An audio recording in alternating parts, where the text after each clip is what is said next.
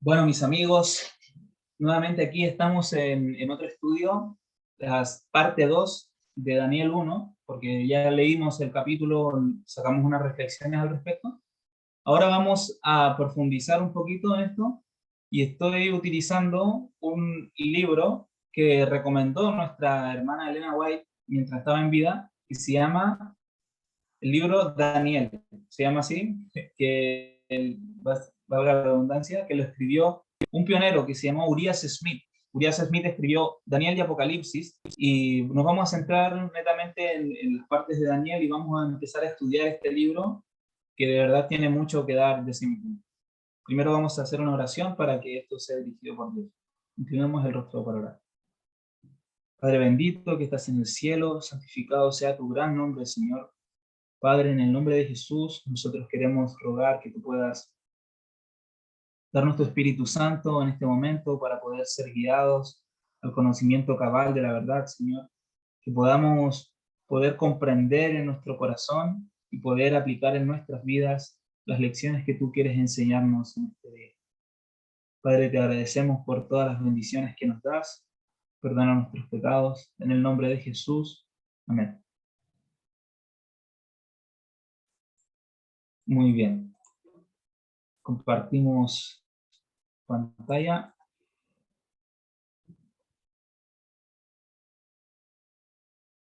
Muy bien, seguimos con el libro de Daniel. Deme un segundo. Ok, ahora sí. Muy bien, el libro de Daniel. Y a continuación, una cita que habla sobre este libro de Urias Smith, que está en el Colportor Evangelio.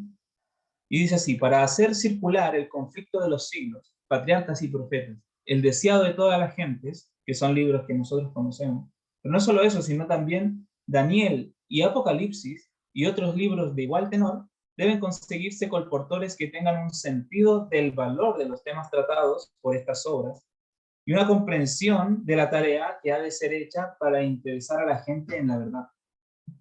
Por lo tanto, estos libros eran el de Daniel y Apocalipsis, entre los otros que también son propios de Elena White, pero Daniel y Apocalipsis son de Urias Smith. Y ella aprueba que se colporte con estos libros, o sea, que se predique el Evangelio a través del uso de estos libros.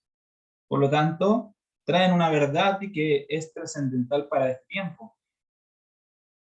Se dará a tales colportores ayuda especial, algo que está por encima de todas las supuestas ventajas de las civilizaciones. Los colportores que han nacido de nuevo por la obra del Espíritu Santo serán acompañados por los ángeles, quienes irán delante de ellos a las moradas de la gente preparándoles el camino. Muy bien, entonces empezamos con el capítulo 1 de este libro de Urias Smith, llamado Daniel, y se llama Un cautivo en la corte real de Babilonia. Nos va poniendo los versículos y va haciendo análisis versículo por versículo. Bueno, no versículo por versículo, pero sí por tanda. Versículos 1 y 2.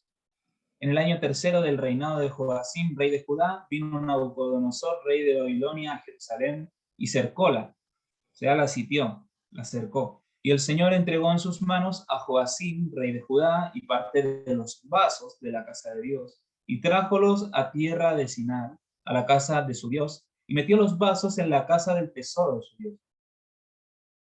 Y aquí una nota que nos hace Urias, dice: con la precisión que caracteriza a los escritores sagrados, Daniel entra enseguida en su tema. Su libro se inicia en un estilo histórico sencillo. Los primeros 6 capítulos, con excepción de la profecía del capítulo 2, tienen carácter narrativo. Con el capítulo 7 llegamos a la parte profética del libro, que ya lo vamos a ir estudiando más adelante. El sitio de Jerusalén. Como persona consciente de que no denuncia otra cosa que una verdad bien conocida, procede enseguida a presentar una serie de detalles capaces de probar su exactitud. La caída de Jerusalén aquí mencionada había sido predicha por Jeremías y se produjo en el 606 antes de Jesucristo. Jeremías 25, 8 al 11. Jeremías sitúa este cautiverio en el 4º año de Joacim y Daniel en el 3º. Esta aparente discrepancia queda explicada por el hecho de que Nabucodonosor inició su expedición casi al final del tercer año de Joacim, que es el punto desde el cual Daniel hace arrancar su cómputo. Pero el rey no logró subyugar completamente a Jerusalén hasta más o menos el 9º mes del año siguiente, que es el usado por Jeremías para su cómputo.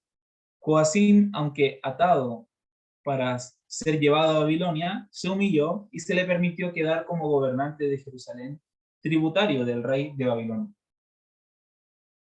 Cuando se sitiaba una ciudad, un sitio en qué consiste, se rodea la ciudad con los ejércitos y se cortan los caminos que son los que le abastecen de su alimento, se cortan los caminos, los que van a, por ejemplo, a los campos donde ellos cosechaban y plantaban y todas las frutas, se cortaban todos los caminos y los accesos, y esto producía que la ciudad empezara a funcionar solamente con el abastecimiento que tenía dentro, y cuando se acababa el abastecimiento la gente empezaba a morir de hambre y al final se rendían. Esa era una forma de conquistar las ciudades en ese tiempo. Y cuando se rendían ya se los llevaban en cautiverio. Esto fue lo que sucedió, por eso que Daniel dice que fue en el año tercero del rey Joacim, y eh, dice que aquí empezó el sitio, pero vemos que este sitio duró un tiempo porque hasta que se le acaban las reservas y los recursos, y Jeremías dice que el cautiverio iba a comenzar en el año cuarto. Por lo tanto, por eso está esa discrepancia, pero queda explicada en base al tiempo que transcurrió entre que comenzó el sitio y hasta que fueron llevados en cautiverio. Esta fue la primera vez que Jerusalén fue tomada por Nabucodonosor. Ulteriormente, la ciudad se rebeló 2 veces, pero el mismo rey volvió a apoderarse de ella y cada vez la trató con más severidad. La segunda caída se produjo durante el reinado de Joaquín, hijo de Joacim, y entonces fue cuando todos los vasos sagrados fueron tomados o destruidos y los mejores de los habitantes fueron llevados en cautiverio. La tercera, la tercera rebelión o incluso, perdón, la tercera toma de la ciudad se produjo bajo Sedequías, el reinado de Sedequías, después de un sitio formidable de casi año y medio. Imagínense cuánto tiempo duraban estos sitios, durante el cual los habitantes de la ciudad sufrieron todos los horrores del hambre. Al fin, el rey y la guarnición intentaron escapar de la ciudad, pero fueron capturados por los caldeos. Estos mataron a los hijos del rey delante de él, le sacaron los ojos y lo llevaron a Babilonia. Así se cumplió lo predicho por Ezequiel, a saber, que se le llevaría a Babilonia y allí moriría, aunque sin ver el lugar. Ezequiel 12:13. Porque le sacaron los ojos, ¿verdad? En esta oportunidad, la ciudad y el templo fueron completamente destruidos y toda la población, con excepción de unos pocos labradores, fue llevada a Babilonia en el 586 antes de Jesucristo. Así fue como Dios testificó contra el pecado, no porque favoreciese a los caldeos, sino que los empleó para castigar las iniquidades de su pueblo. Si los israelitas hubiesen sido fieles a Dios y observado su sábado, Jerusalén habría permanecido para siempre. Pero se apartaron de él y los abandonó. Profanaron los vasos sagrados al introducir ídolos en el templo. Por lo tanto, Dios permitió que esos vasos fuesen profanados en forma aún peor y los dejó ir como trofeos a los templos paganos del extranjero. Es muy interesante cómo también nos menciona el tema de la ley de Dios. Ellos se apartaron y profanaron el sábado. El sábado es algo muy importante y está en el centro de la ley de Dios. Nosotros lo encontramos en Éxodo 20 y en Deuteronomio 5 hay una confirmación de la misma ley de Dios. Y nos dice que el sábado, y como lo enseñó Jesús, no debe ser para beneficio propio, sino que debe ser para beneficio de los demás. Por lo tanto, todas las actividades que yo realice en sábado, si son para beneficio propio, son para algo, para ganancias, como sea trabajar, ir a la peluquería, ir a cualquier lado que me traiga solamente un beneficio para mí, es ir en contra y profanar el sábado. Pero esto nosotros no lo guardamos y lo observamos por nuestra propia capacidad de hacerlo, así como de decir, ya hoy día no voy a ver tele, no voy a trabajar, no voy a hacer esto ni esto otro, sino que nosotros le pedimos a Dios que Él nos capacite para poder guardar el sábado y guardar su ley como Él mandó. Porque mediante la fuerza de Cristo nosotros podemos vencer. Todo lo puedo en Cristo que me fortalece. Filipenses 4:13, ¿verdad? Cautivos hebreos en Babilonia. Durante esos días de aflicción y angustia para Jerusalén, Daniel y sus compañeros fueron alimentados e instruidos en el palacio del rey de Babilonia. Aunque eran cautivos en un país extraño, en algunos respectos se hallaban sin duda mucho mejor situados que si hubiesen quedado en su país natal. Sin duda alguna, porque en su país natal estaban sitiados, pasando hambre, y ellos estaban allí alimentándose. ¿Qué dice el siguiente versículo? Y dijo el rey a Aspenaz, príncipe de sus eunucos, que trajese de los hijos de Israel, del linaje real de los príncipes, muchachos en quienes no hubiese tacha alguna, y de buen parecer, y enseñados en toda sabiduría y sabios en ciencia, y de buen entendimiento, e idóneos para estar en el palacio del rey, y que les enseñase las letras y la lengua de los caldeos. Y señalóles el rey la nación para cada día de la ración de la comida del rey y del vino de su beber, que los criase 3 años para que al fin de ellos estuviesen delante del rey.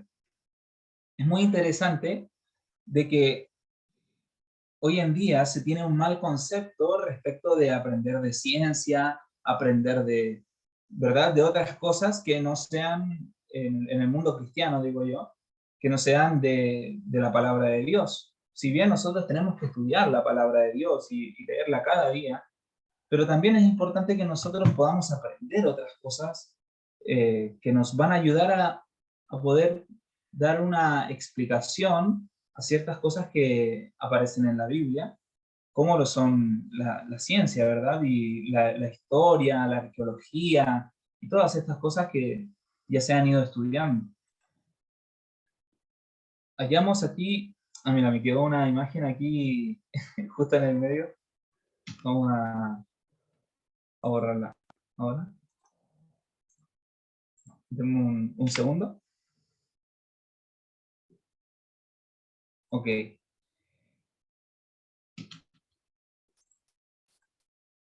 Bueno, cosas que pasan, ¿no?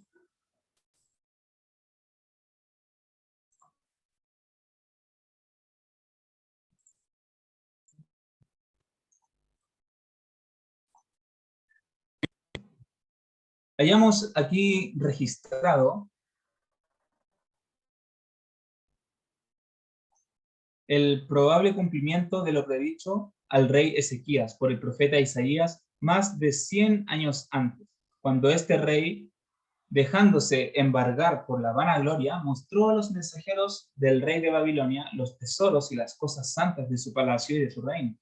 El profeta le dijo que todas estas buenas cosas serían llevadas como trofeos a la ciudad de Babilonia y que aún sus propios hijos, sus descendientes, serían llevados allí y serían eunucos en el palacio del rey. Esto está en 2 de Reyes 20, del 14 al 18.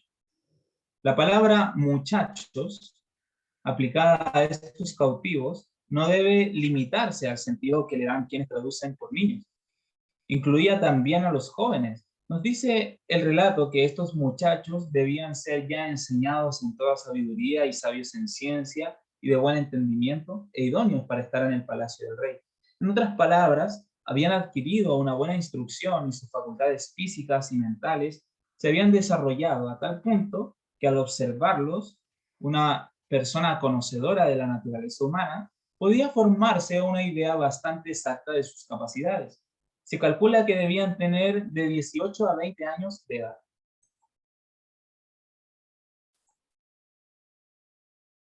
El trato que recibieron estos cautivos hebreos nos ofrece un ejemplo de la política sabia y liberal del progresista rey Nabucodonosor.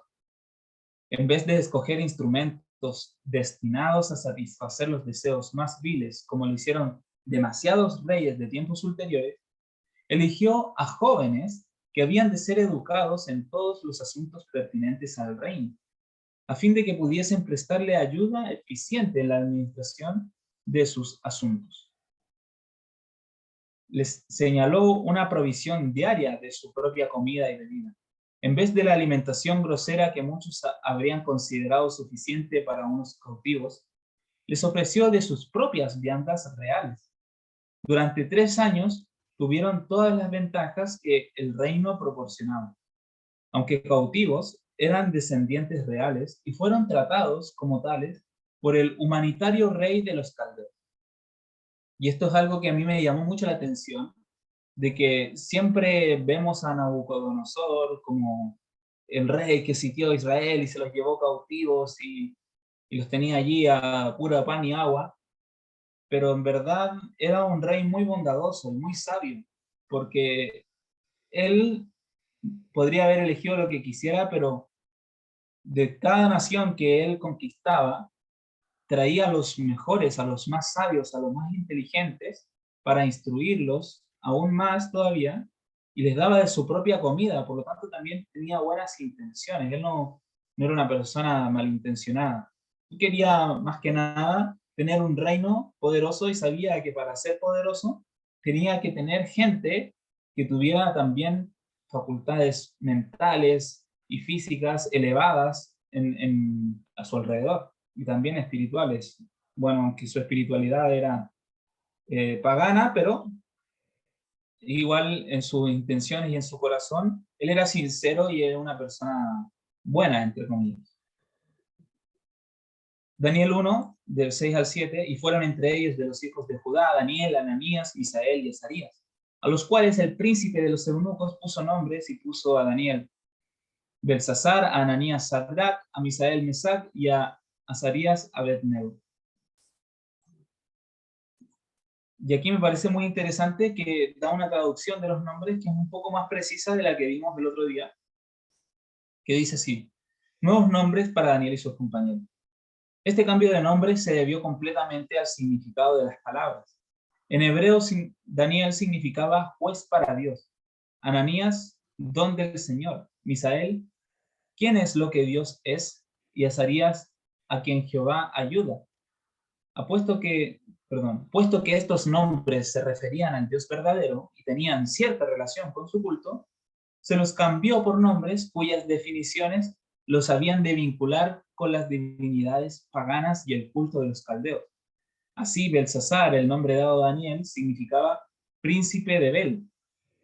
Sadrach, siervo de Sin, dios de la luna. A Mesac, ¿quién es lo que es Aku? Aku era el equivalente sumerio de Sin, es decir, que era otro nombre del dios de la luna. Es muy interesante que se llamaba ¿quién es lo que Dios es? Y le pusieron ¿quién es lo que es Aku? Como burlándose y también como plagiando, haciendo un plagio del nombre verdadero que él tenía. Y Abednego significaba siervo de Nebo.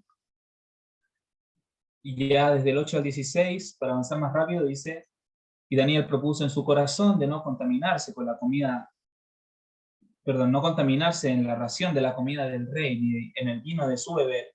Pidió, por tanto, al príncipe de los eunucos de no contaminarse. Y puso Dios a Daniel en gracia y en buena voluntad con el príncipe de los eunucos. Y dijo el príncipe de los eunucos a Daniel: tengo temor de mi señor el rey, que señaló vuestra comida y vuestra bebida. Pues luego que él habrá visto vuestros rostros más tristes que los de los muchachos, que son semejantes a vosotros, condenaréis para con el rey mi cabeza. Entonces dijo Daniel a Melzar, que estaba puesto por el príncipe de los eunucos sobre Daniel, Ananías, Misael y Azarías: prueba, te ruego, tus siervos, 10 días, y denos legumbres a comer y agua a beber.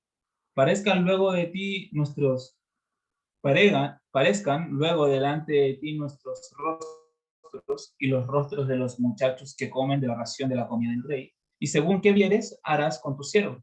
Consintió pues con esto, y probó con ellos 10 días. Y al cabo de los 10 días pareció que el rostro de ellos era mejor y más nutrido de carne que los otros muchachos que comían de la ración de la comida del rey. Así fue que Melzar tomaba la ración de la comida de ellos y el vino de su beber y daba legumbres.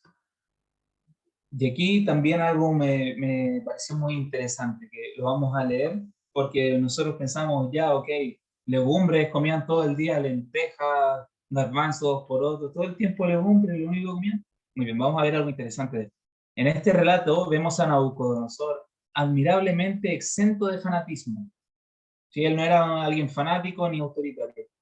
No parece haber recurrido a medio alguno de imponer a sus cautivos reales un cambio de religión. Le bastaba que tuviesen una religión, fuese la que él profesaba u otra. Aunque sus nombres habían sufrido cambios indicadores de alguna vinculación con el culto pagano, puede ser que estos cambios tuviesen por objeto evitar el empleo de nombres judíos de parte de los caldeos, más bien que indicar algún cambio de sentimiento o de práctica de parte de ellos cuyos nombres habían sido cambiados. También aquí vemos, llevando el paralelismo para el tiempo actual, sabiendo que el Vaticano es Babilonia, eh, según todo lo que hoy en día se está viendo. Entonces, vemos que también aquí Nabucodonosor era en cierta forma uno de los primeros ecumenistas, porque a él no le importaba la religión que tuviera la otra persona, no le imponía su propio punto de vista, pero sí trataba como de unirlos a todos en un solo reino, bajo un solo poder. Y eso es lo que está haciendo hoy en día el Vaticano, específicamente el Papa Francisco, tratando de juntar a todos debajo de su estandarte, hasta que llegue el momento en el que va a imponer obligatoria la adoración en el día domingo, y que eso lo vamos a ver en el capítulo 3 de Daniel, como también tiene un paralelismo con eso. Pero al principio era como ecumenista, así no importaba la religión, ni a quién adoraban, así como lo hace el Vaticano hoy en día. La alimentación de Daniel. Daniel se propuso no contaminarse con la comida del rey ni con su vino. Esta conducta de Daniel tenía otros motivos, además del efecto de esa alimentación habría tenido sobre su organismo físico. Aunque no hay duda de que con respecto a este punto también iba a beneficiarle mucho la alimentación que se proponía adoptar. Los reyes y príncipes de las naciones paganas solían ser sumos sacerdotes de su religión, y con frecuencia el alimento que habían de consumir se ofrecía primero en sacrificio a los ídolos, y parte del vino que habían de beber se derramaba en libación. Bueno, esto ya lo habíamos visto un poco la semana pasada. Se derramaba en libación delante de sus ídolos. Además, algunas de las carnes consumidas por los caldeos habían sido declaradas inmundas por la ley judaica. Los caldeos son los babilonios, ¿sí? Por cualquiera de estos motivos, Daniel no podía ser consecuente con su religión e ingerir estos manjares. De ahí que solicitara respetuosamente al funcionario correspondiente que por escrúpulos religiosos le permitiese evitar la contaminación. El príncipe de los eunucos temía conceder a Daniel lo que pedía, en vista de que el rey mismo había señalado cuál había de ser la comida de Daniel y sus compañeros. Esto demuestra el interés personal que el rey manifestaba por estos cautivos. Parecía que quería sinceramente verlos alcanzar el máximo desarrollo físico y mental que les fuese posible. Cuán lejos estaba del fanatismo y tiranía que reinan generalmente en forma suprema en el corazón de los que ejercen el poder absoluto. Hallamos en el carácter de Nabucodonosor muchas cosas que merecen nuestra más alta admiración.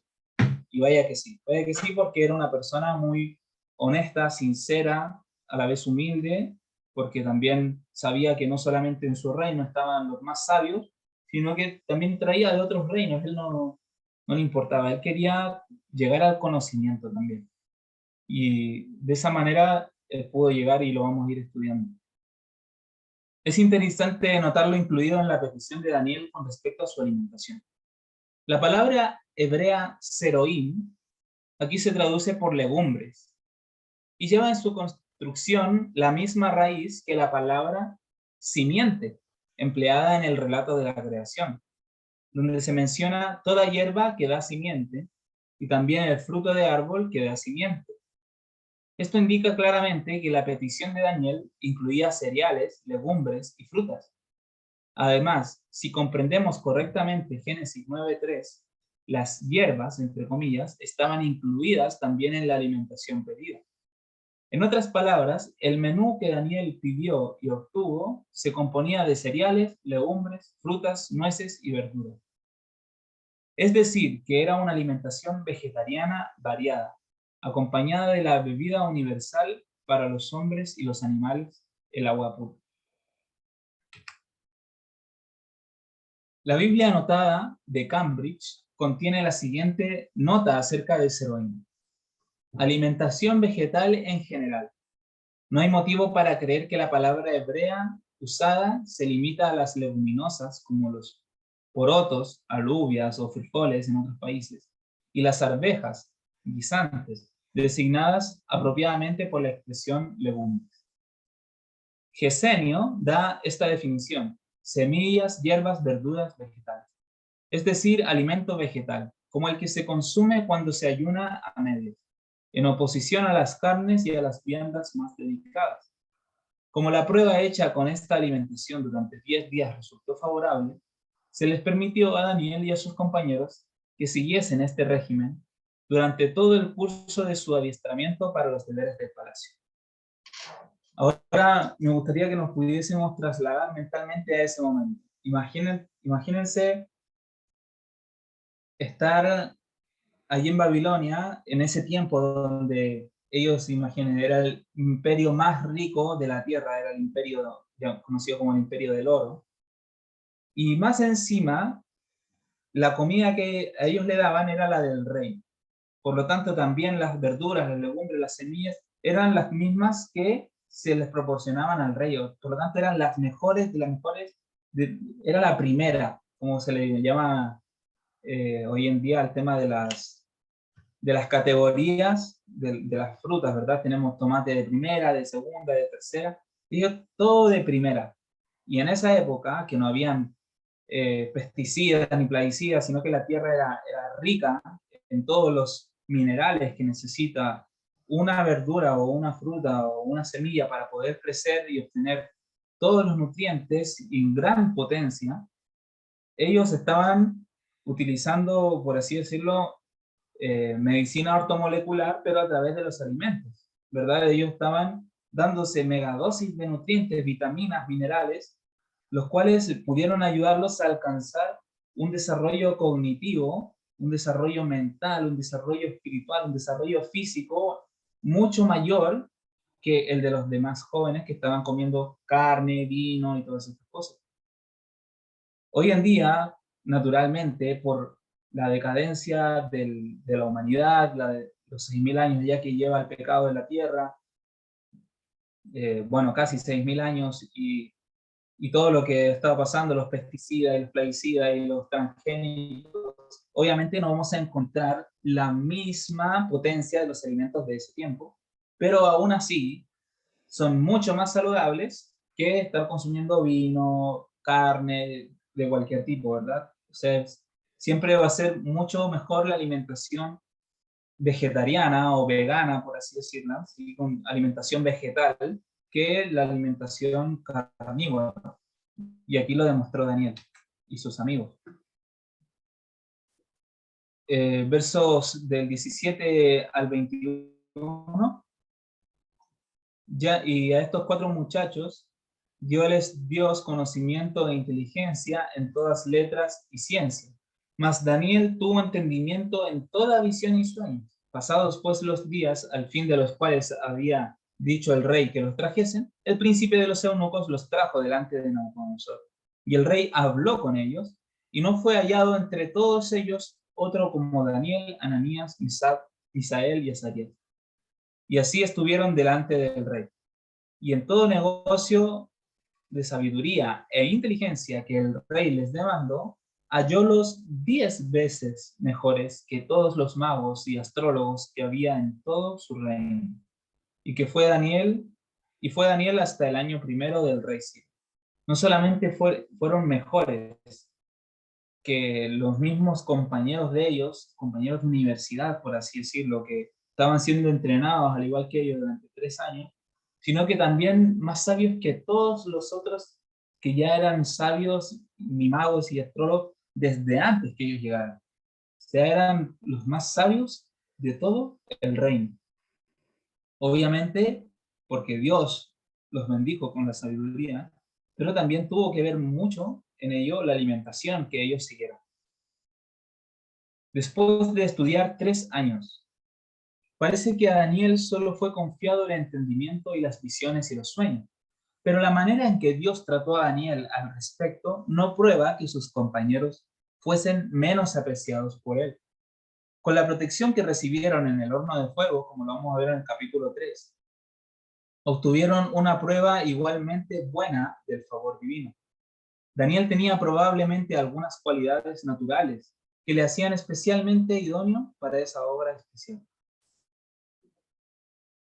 El rey continuó manifestando en favor de estos jóvenes el mismo interés personal que había manifestado antes. Al fin de los 3 años, los hizo llamar para tener una entrevista personal con él. Necesitaba saber por su cuenta cómo les había ido y qué progreso habían realizado. Y esto es algo que de verdad yo nunca le había prestado atención. Esta entrevista nos revela también que el rey era hombre versado en todas las artes y ciencias de los caldeos, pues de lo contrario no habría estado en situación de examinar a otros al respecto.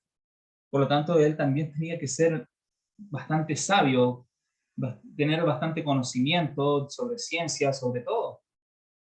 Por lo tanto, era alguien muy inteligente también, Nabucodonosor. Como apreciaba el mérito donde quiera que lo hallase, sin tener en cuenta la religión ni la nacionalidad, reconoció que ellos eran 10 veces superiores a cualquiera de su propia tierra. Y además alguien muy humilde por lo demás. Se añade que fue Daniel hasta el año primero del rey Ciro. El año 606 es la fecha que apoyan Ussher, Ales y otros autores de cronologías. Pero las investigaciones más recientes de los arqueólogos favorecen la de 605. Esta fecha aparentemente más exacta no afecta en absoluto el cómputo de los periodos proféticos presentados por el autor, porque debe recordarse que los judíos y otros pueblos antiguos tenían en cuenta el primer año y el último de un periodo. Comisión revisora. Muy bien. No sé cuánto tiempo llevamos, pero lo vamos a dejar hasta aquí por hoy. Yo creo que lo vamos a dejar para una tercera ocasión, la lectura del comentario bíblico adventista del tomo 7a respecto de este capítulo, para no extendernos demasiado. A ver, quisiera ver.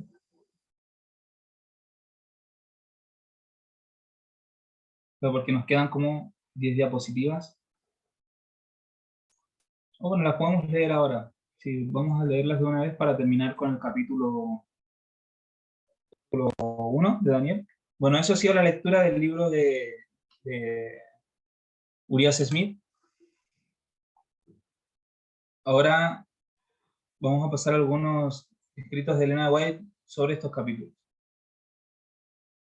Versículo 1. Leed el libro de Daniel y recordad punto por punto la historia de los reinos que allí se presentan. Contemplad a los estadistas, los concilios, los ejércitos poderosos, y ved cómo Dios obró para abatir el orgullo humano y humilló hasta el polvo la gloria humana. Solo Dios es presentado como grande. En la visión del profeta se lo ve derribando a un poderoso gobernante y colocando a otro. Se lo revela como el monarca del universo que está por establecer su reino eterno, el anciano de días, el Dios viviente, la fuente de toda sabiduría, el gobernante del presente, el revelador del futuro. Leed y comprended cuán pobre, frágil, cuán efímero, cuán infalible, cuán culpable es el hombre que eleva su alma a la vanidad. La luz que Daniel recibió directamente de Dios le fue dada especialmente para estos días. para estos últimos días. Las visiones que tuvo a orillas del Ulai y del Hidekel, los grandes ríos de Sinar, ahora están en el proceso de su cumplimiento, y pronto habrán sucedido todos los acontecimientos predichos. Y esto lo vamos a estudiar porque es profecía actual. Cuando Daniel estuvo en Babilonia, fue acosado por tentaciones con las que nunca había soñado y comprendió que debía mantener su cuerpo en sujeción. Propuso en su corazón que no bebería del vino del rey ni comería de sus manjares. Sabía que para poder vencer debía tener una clara percepción mental, para ser capaz de discernir entre el bien y el mal. Mientras Daniel hacía su parte, Dios también estaba en acción y le dio conocimiento e inteligencia en todas las letras y ciencias. Daniel tuvo entendimiento en toda visión y sueño. En esa forma procedió Dios con Daniel y no tiene el propósito de proceder de manera diferente ahora. El hombre debe cooperar con Dios para llevar a cabo el plan de salvación. Cuando Daniel y sus compañeros fueron puestos a prueba, se colocaron plenamente del lado de la rectitud y la verdad. No procedieron caprichosa, sino inteligentemente. Decidieron que como la carne no había formado parte de su régimen en lo pasado, no debían comerla en lo futuro. Por lo tanto, aquí nos declara que también siempre habían sido vegetarianos. Y así como el vino había sido prohibido a todos los que deben ocuparse del servicio de Dios, decidieron que no lo tomarían. Sabían lo que les sucedió a los hijos de Aarón y que el vino ofuscaría su mente, y la complacencia del apetito nublaría sus facultades de discernimiento. Se han registrado estos detalles en la historia de los hijos de Israel como una advertencia para que cada joven rechace todas las costumbres, prácticas y complacencias que en alguna forma puedan deshonrar a Dios. Una vez más vemos que el pecado es una decisión que nosotros tenemos que tomar. ¿Decidimos pecar o decidimos no pecar? El Señor nos da fortaleza, nos da la evidencia, nos da la sabiduría, nos da el Espíritu Santo para poder resistir su gracia divina, que se fortalece en nuestra debilidad. Pero aún así, es nuestra decisión al final, si estar con Él o no. Daniel y sus compañeros no sabían cuál sería el resultado de su decisión, solo sabían que les costaría la vida, pero resolvieron seguir la senda recta de una estricta temperancia, aunque estaban en la corte de la licenciosa Babilonia. Ese funcionario vio en Daniel buenos rasgos de carácter, vio que se esforzaba por ser bondadoso y útil, que sus palabras eran respetuosas y corteses, y que estaba dotado de las virtudes de la modestia y la humildad. El buen comportamiento del joven fue lo que le ganó el favor y el afecto del príncipe. Los tentadores de Daniel. Daniel no procedió precipitadamente al dar este paso. Sabía que cuando fuera llamado para presentarse ante el rey, sería evidente la ventaja de una vida sana. El efecto seguiría a la causa. Daniel dijo a Melzar, el que estaba a cargo de él y de sus compañeros, te ruego que hagas la prueba con tus siervos por 10 días y nos des legumbres a comer y agua a beber. Daniel sabía que 10 días sería un lapso suficiente para demostrar el beneficio de la templanza. Y me parece curioso porque nosotros también, cuando aplicamos tratamientos con nutrición ortomolecular, en 10 días ya empezamos a ver los resultados. Y me parece muy interesante este punto, porque en ese tiempo ellos tenían en su alimentación los nutrientes en mucha mayor cantidad, las vitaminas, los minerales, en las cantidades que debe ser, ¿verdad? Después de hacer esto, Daniel y sus compañeros todavía hicieron algo más. No eligieron como compañeros a los que eran agentes del príncipe de las tinieblas. No se unieron con la multitud para practicar el mal. Buscaron la amistad de Melzar y no hubo fricción entre ellos. Buscaron el consejo de él y al mismo tiempo lo instruyeron con la sabiduría de su comportamiento. La bendición de Dios no sustituye el esfuerzo. Y aquí esto es una lección muy importante. Cuando los 4 jóvenes estaban siendo educados para la corte del rey de Babilonia, No pensaron que la bendición del Señor sustituía el decidido esfuerzo que se requería de ellos. Eran diligentes en el estudio, pues comprendían que por la gracia de Dios, su destino dependía de su propia voluntad y acción. Tenían que dedicar a la obra toda su capacidad y mediante una severa y continua aplicación de sus facultades, debían aprovechar al máximo sus oportunidades de estudio y trabajo. No solamente requerimos de dejar confiar en Dios y dejar que Él haga todo por nosotros. Nosotros también tenemos que hacer una parte. Y esto va íntimamente relacionado con el tema de nuestra salud. Cuando nosotros queremos mejorarnos de una enfermedad o prevenir enfermedades, nosotros podemos decir: Dios, por favor, bendice este sapo que me voy a comer ahora, bendice estas serpientes que yo me voy a comer ahora. Pero sabemos que esos alimentos me van a hacer daño porque yo no estoy preparado para digerir ese alimento. Mi cuerpo no está diseñado fisiológicamente para digerir ciertos tipos de alimentos. Por lo tanto, debo tener un conocimiento de cómo funciona mi metabolismo, mi fisiología, mi fisionomía, para poder también aplicar todo eso y a la vez realizar el esfuerzo que yo tengo que hacer de la temperancia, de evitar los alimentos que me perjudican y preferir aquellos que son más beneficiosos para mi salud, no solo física, sino que también está ligado con la salud espiritual y la salud mental. Mientras estos jóvenes se ocupaban de su propia salvación, Dios estaba obrando en ellos, tanto el querer como el hacer por su buena voluntad. Aquí se revelan las condiciones del éxito. Para apropiarnos de la gracia de Dios, tenemos que hacer nuestra parte. El Señor no tiene el propósito de hacer por nosotros ni el querer ni el hacer.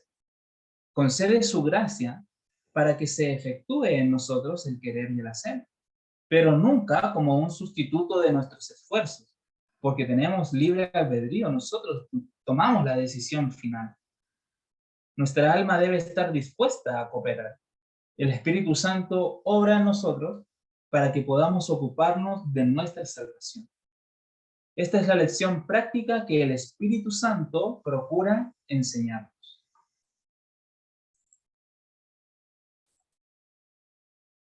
Daniel y sus 3 compañeros tenían una obra especial que hacer. Aunque recibieron grandes honores en esa obra, no se ensalzaron en ninguna forma.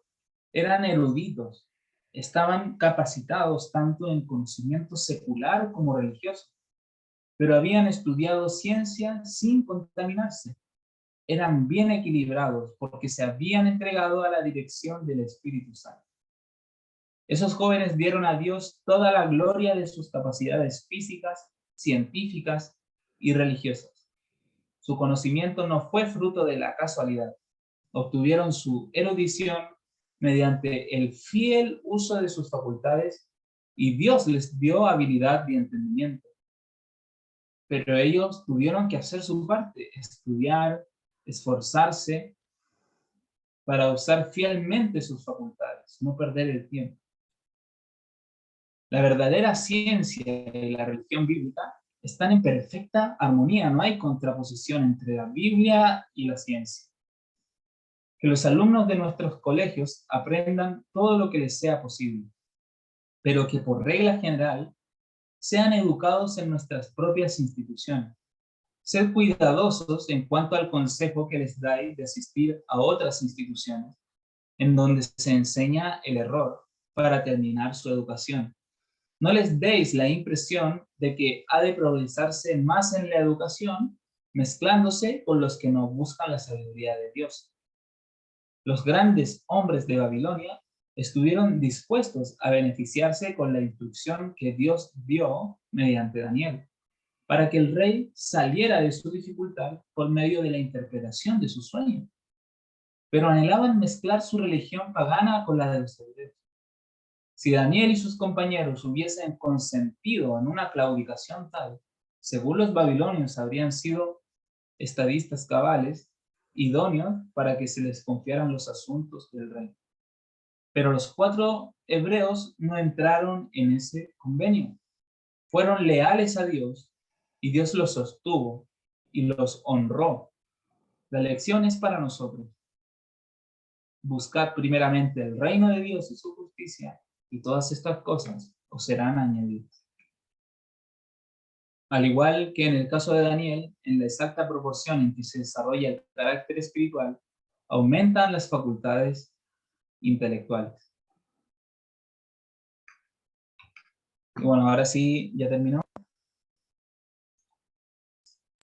Bueno, en resumen, este capítulo 1 ha dejado mucho de sí mismo.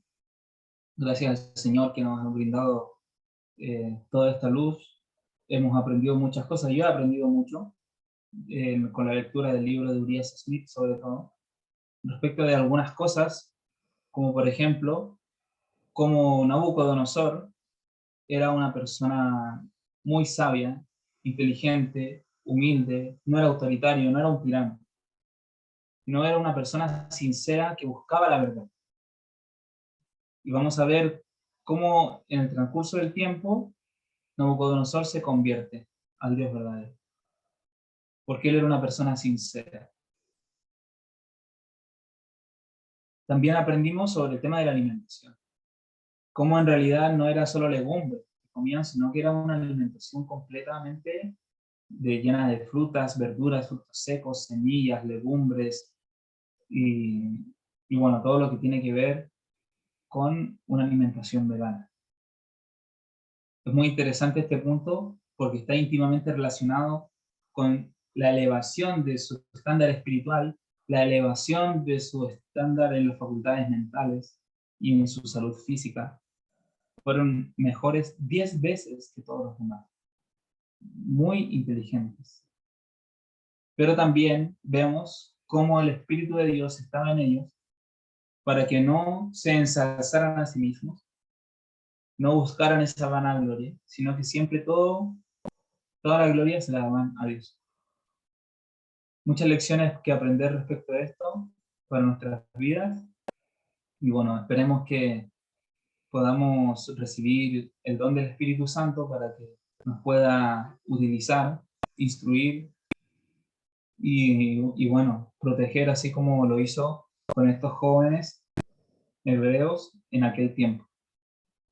Así que vamos a terminar con una oración para que podamos cerrar este estudio.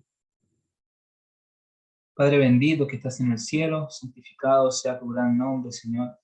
En el nombre de Jesús te damos muchas gracias porque tú nos has entregado una luz maravillosa en el día de hoy para poder aprender y observar desde un nuevo prisma, Señor, las verdades que tú ya has venido revelando desde hace tanto tiempo, para poder también a la vez comprender de que hay un camino verdadero, Señor, y ese eres tú.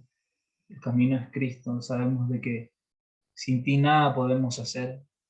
Por eso en esta hora nosotros te rogamos que todas las facultades que nosotros tengamos, todo lo que tú nos has dado, Señor, sabiduría, conocimiento, podamos ponerlo a tu servicio.